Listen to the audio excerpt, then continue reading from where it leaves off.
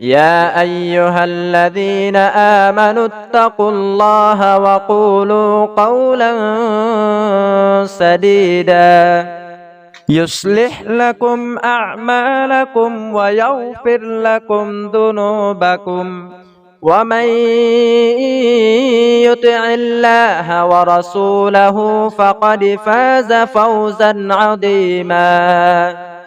إنا عرضنا الأمانة على السماوات والأرض والجبال فأبين أن يحملنها وأشفقن منها وحملها الإنسان إنه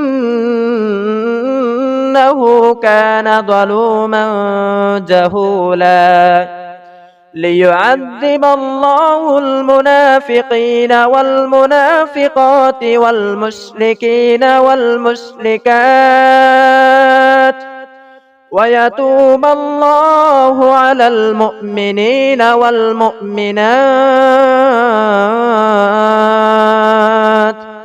وكان الله غفورا رحيما.